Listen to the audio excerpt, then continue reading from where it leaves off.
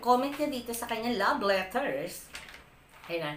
Dear Ate Angel, thank you sa lahat at sa patient na binigay mo sa when I was here. Yung tiles mo pala bumigay. Yung tornilyo, bumigay lang yung tornilyo, bumagsak yung tiles. Ganun ba yun? Kaya gumuho. Yung salamin sa CR nabasag nung bagyo. Imposible. Oo. Gcash ko na lang yung 1 month due sa Gcash na sinent mo sa akin. Promise I have good life and good luck sa business mo. Ang pinakamabait na tenant, love you. Ayan, oo. Ipa-flash ko din to dyan. Ayan.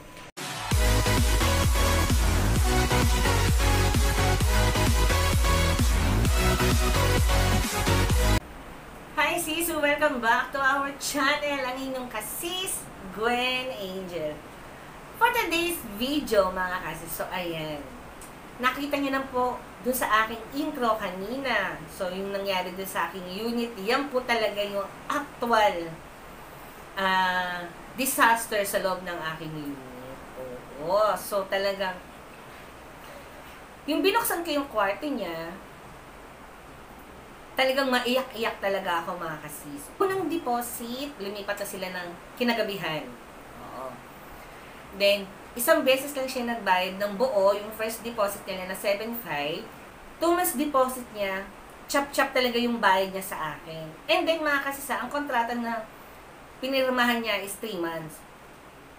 So, natapos na yung 2 months, yung deposit niya po ay ginamit agad. Tapos, nagpa-extend ng 1 buwan. Oo. Dapat, magbabayad pa siya ng August 15, parang ganon. Oo. So, hindi siya nakapagbayad, mga kasis. Hindi ko alam kung puro talaga kasi nungalingan yung mga text niya sa akin. So, sabi niya nga mabait daw ako. Oo. Pero hindi sa lahat ng pagkakataon, kung sa ginawa mo sa akin ay niloko mo ko, makakahanap ka rin ng katapat. Hindi man kita minura o whatever, pero okay lang yan kasi yung balancing iniwan mo na hindi ka nagbayad ng tubig at kuryente at saka ng rental mo na nagpa-extend ka pa na hindi ka nagbayad, okay lang yan. Magkakaroon ka rin ng katapat. Sabi nga ng mga tenants ko dito, makakarma ka din. And then, nakita rin nila kung ano nangyari din sa unit ko. Oo, mga kasis.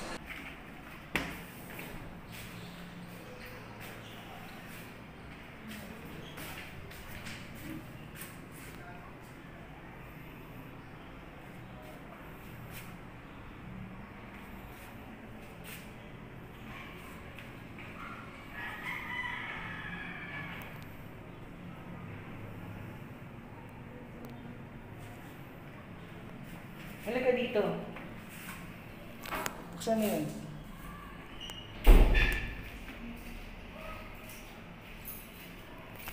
Yun. Hugas ng kamay.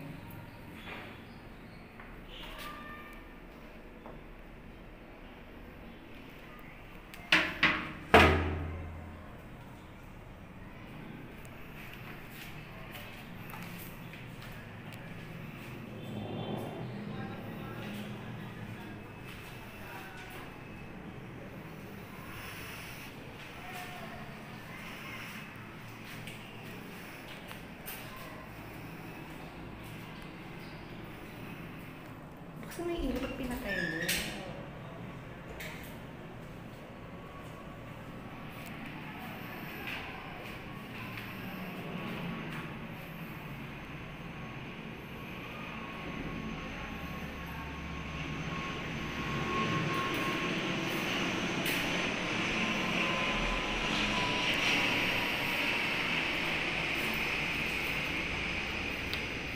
Pati ito, nawala yung lock. Hindi dito.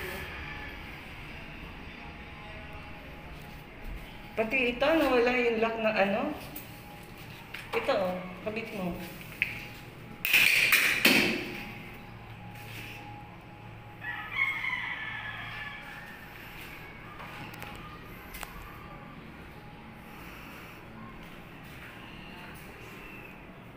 kasi mga kasis, bago lumipat ang mga bagong tena dito sa area ko, nililinis talaga namin yan. As in talagang nililinis namin yan bago sila lumipat. Pero, sa pagkakataong nito, umalis siya na hindi siya nagpaalam. Tapos, puro kalat yung buong kwarto.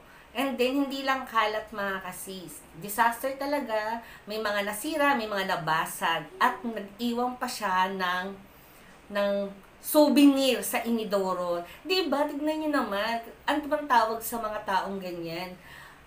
Talagang baboy talaga mga kasis. Hindi ko alam kung... Ay, hindi ko talaga alam kung ganyan ba talaga sila. Ang gaganda ng mga outfit nyo. Pero... mga baboy kayo. Sa akin kasi mga kasis, lahat ng mga lumilipat dito o lahat na kumukuha ng unit ko, nililinis namin yan. Nilalabahan namin yung kortina, yan. Kung sira naman siya, o-order ako ng bago. Kaya lang kasi mga kortina ko talagang disaster din. Kasi parang pinahiran na kung anong-ano. Lalo na yung bintana. So, ang daming dura ng bintana. Hindi ko alam kung hindi lang dura yung nandoon.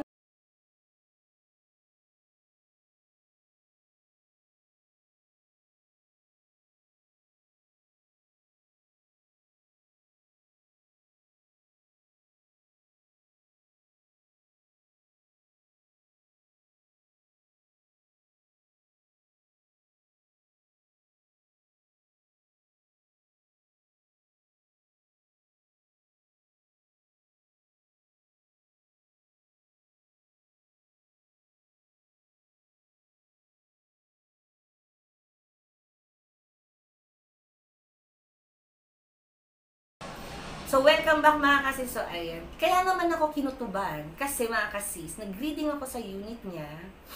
Nakuha ko na yung reading. And then, wala akong nararamdaman na may gumagalaw dun sa loob ng kwarto. Walang electric pan. Walang tahimik. Malinis yung malinis yung hallway niya. Oo. Although, nag-iwan pa siya ng sapatos. So, kinabukasan, kasi mali ko ba kung umuwi siya ng 15 ng gabi. Siyempre, kung umuwi siya ng 15 ng gabi, mag-move yung reading niya, di ba? 16 ng bandang tanghali, mga ganun. Nag-reading ako, chinek ko yung kanyang kwarto. Kasi malakas yung, malakas yung kutob ko eh. At kinukutuban talaga ako na wala ng taong nakatira doon. So, pagbukas ko ng pinto, pinakuha ko yung susi sa pinsan ko. Nang binuksan na namin yung pinto, ito na yung bumungad sa amin. Ayan. Oo. So, nakita nyo doon sa unang video kanina, di ba? So, ganyan na ganyan talaga yung nakita namin dun sa video. O dun sa kwarto. Ayan. Nang una kong pinuntahan is lababo. Although kasi yung lababo kasi is makalat. And then yung pinagkainan niya na sa lababo talaga. May mga plastic pa nga. May kung anong-ano pang mga basura nandoon. And then, kahit yung lagayan ng mineral ko na pinahihiram ko sa mga tenant, basag din yung takip. Hindi ko alam kung ano nangyari. Oo. And then sa baba ng lababo, bumigay daw, sabi niya. Imposibleng bimigay yun. Ang dami-dami ng tumira doon sa unit na yun, hindi yung nasisira. Kayo lang ang nakasira. Although may aso nga naman siya, kaya ayaw ko talagang tumanggap na may mga aso. Kasi ganun ang mangyayari. Ilalim ng lababo, naghukay yung aso, nasira din. Ilalim ng lababo talaga. And then, yung CR, may tae. Oo, wala nang patong pikto mga ses. May tae talaga yung inidoro. Barado. Basag din yung salamin. Na, ang comment niya dito sa kanyang love letters, ayun, Dear Ate Angel, thank you sa lahat at sa patient na binigay mo sa when I was here. Yung tiles mo pala, bumigay. Yung tornilyo, bumigay lang yung tornilyo, bumagsak yung tiles. Ganun ba yun? Kaya gumuho. Yung salamin sa CR na basag nung bagyo. Imposible. Oo.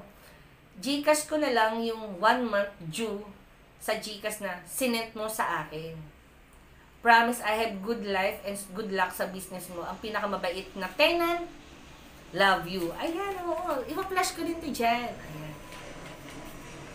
Mga sis, kung papatulang ko lang to, talagang ma-high blood ako. Pero that time, nung nakita ko talaga yung unit ko, mainit talaga ulo ko. Oo. Kasi talaga, ang dami talagang nasira dun sa unit na yon. Yung mga basura, nakalagay sa jealousy. And then yung shower curtain, sira na, nilagay sa plastic. Pati yung ilalim ng mga lababo, yung kortina sa lababo, may ihi ng aso. Binulunbun lang talaga nila at nilagay nila sa plastic at sinabit nila sa jalousie. And then, tawag dito, sabi ko nga, may taing CR. Basag yung salamin. Imposibleng mabasag yung salamin dahil sa kulog. O sa kidlat, o sa bagyo. Imposible yun. Depende na lang kung binasag. Oo. Dahil glass yun, hindi naman bakal yun eh. As in talagang glass ang nakalagay doon sa bintana sa CR. And then, pati yung rules regulation doon, natanggal. Ano yung kusang nalaglag? Ako nagkakabit yun, posibleng nalaglag. Either tinanggal at nilagay sa ilalim sa ibabaw ng patungan. And then, ayun. Syempre, dahil ayoko din ma-high blood, so pinabayaan ko na lang. Pero that time, anong date na ngayon? Oo, anong petsa na, anong buwan na ngayon? Ngayon lang ako nag-shoot ng video. And then, mga kasisa, tignan nyo magbabayad daw siya ng 1 month June niya. Anong petsa na? Wag na, wag ka na pong magbayad. Yang balanse mo, yung upa mo, yung kuryente mo, yung tubig nyo ng mga jowa mo at mga babae na dinala mo doon, okay lang na hindi ka magbayad. Abuloy ko na yan sa inyo. Oo, abuloy ko na yan sa inyo. Alam niyo yung kung hindi ka man nagbayad, okay lang eh. Kung nagpaalam ka, kaya hindi ka nagpaalam. Kaya lang, kikitain ko pa yan. Ayoko ma-stress dahil sa ginawa mo. Una, sa part 1, umakat ka ng bakod ko. Kung kailan nakasara yung gate, lalabas kayo, bibili kayo ng pagkain, ganon. So, talagang ang hirap. Kasi binabantayan ko talaga ultimo paggalaw nila.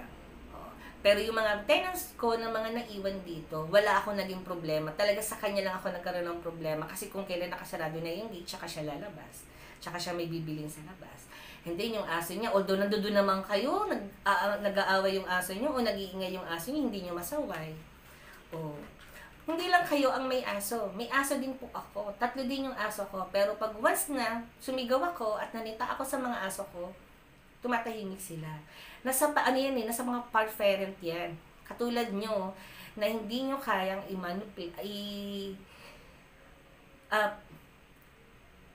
hindi nyo kayang pagsabihan yung mga alaga nyo at pinababayaan nyo sila. At kahit saan kayo lumipat na titirahan at ganyan yung ugali nyo o nung aso nyo, hindi din kayo tatagal. Kaya nga sinasabi ko na to sa inyo. Baka mamaya nakatira na sila sa inyo, good luck na lang. Oo, kasi na-experience ko na. Baka mamaya yung inalisan nila bago sila dumating sa akin, ganun din yung nangyari kaya nagmamadali silang umalis. So, sa mga may-ari o na nagpaupa, na nagpapaupa at dun sila sa inyo nakatira, good luck. So, ito yung pangalan niya. Ang pangalan niya is Adolf Andre Gabriel Bejasa. So, ito yung real name niya. And then, yung ginagamit niyang screen name is Alec Ronquillo. So, ito yung kanyang ayan. Siya yan. So, hindi ako nagtaka na ilabas yung mukha mo dito. Kasi baka mamaya, may ibang mga tenant na ganun din ang ginawa mo, katulad na sa akin. Sa akin, okay lang eh. Kahit hindi ka magbayad, kikitain ko pa yan. Pero good luck sa'yo sa mga titirahan mo. Baka makahanap ka rin talaga ng katapat. So, okay lang. Ayoko may stress. Oo. So, ayan nga mga kasis. So, good luck. Ingat kayo sa mga taong ganito. Pero dito sa compound ko, sorry talaga. Pero okay lang yan. Kasi naging na rin yan sa akin. Lesson na din. Oo. So, wag masyadong mabait. Kasi talagang meron talagang nangungupahan na mapagsamantala. Oo, talaga naman. May pa-love letter pa. So, ayan mga kasis, maraming salamat. At sinamahan niyo ako sa ating takot talaga. Sa aking unit disaster. So, ayan mga kasis, maraming salamat po. So, don't forget to like and subscribe.